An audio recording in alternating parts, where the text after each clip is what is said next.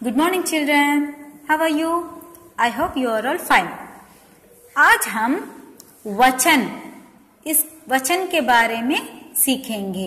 वचन क्या होता है और उसमें कितने प्रकार है। वचन में 2 प्रकार है। पहले हम वचन कैसे होता है वो सीखेंगे।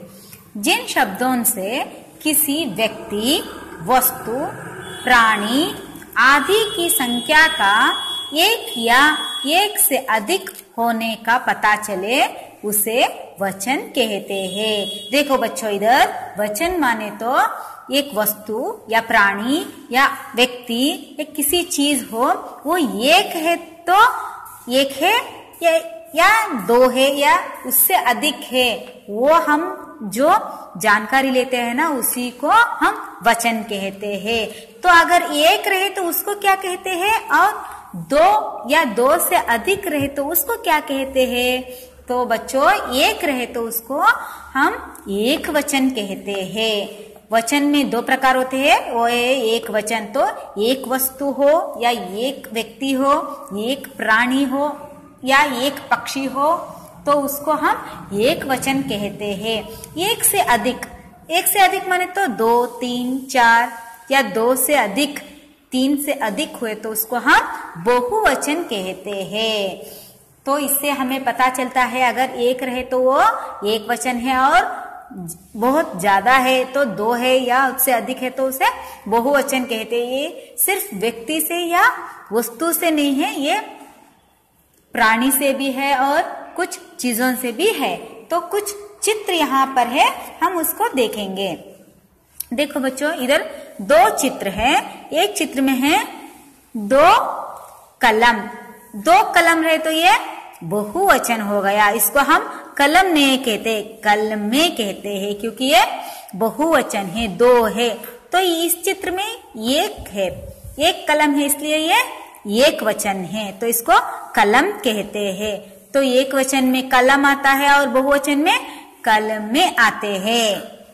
अगला चित्र है 2 चित्र में, एक चित्र में एक पुस्तक है और दूसरा चित्र में 2 पुस्तक है।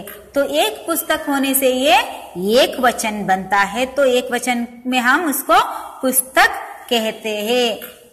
इधर दूसरे चित्र में 2 पुस्तक है, इसलिए हम उसको पुस्तकें कहते हैं। एक हो तो पुस्तक एक वचन में, बहुवचन में उसी को हम पुस्तकें कहते हैं। तो अगला चित्र है कुछ संतरे है। इधर एक चित्र में 2 संतरे है और एक चित्र में 1 संतरा है।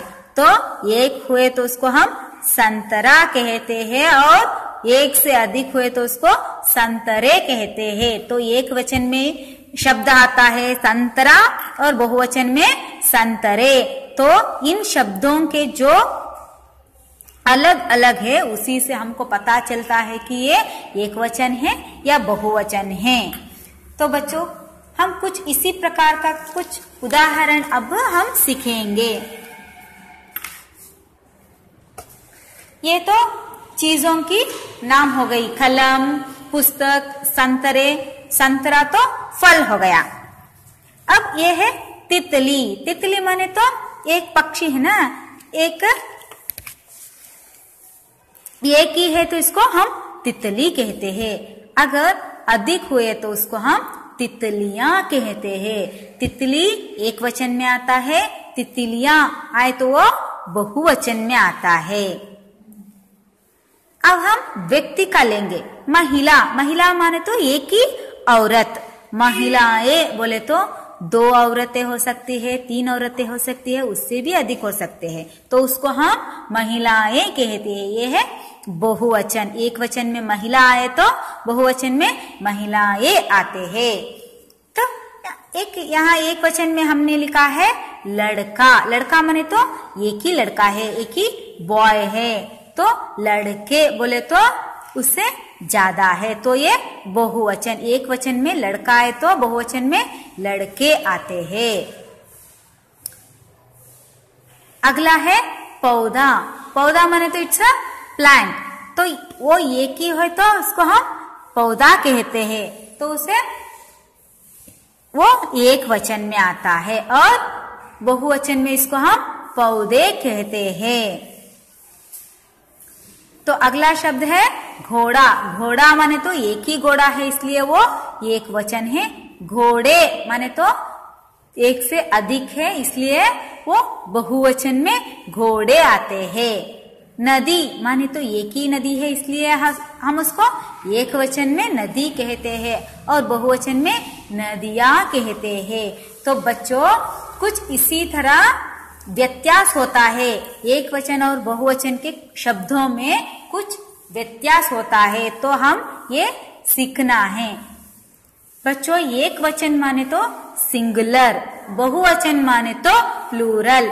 आपको तो आपकी इंग्लिश मैम, अंग्रेजी मैम आपको पता ही, आपको पढ़ा ही रहते हैं कि एक वचन क्या, सिंगुलर क्या है और प्लूरल क्या है। वही को हम हिंदी में सिंगुलर माने तो एक वचन, प्लूरल माने तो बहुवचन। तो शब्द तो अलग अलग ही होते हैं, कुछ चेंजेस होते हैं। तो एक वचन में अगर हम लड़का कहे तो बहुवचन में लड़के कहते हैं।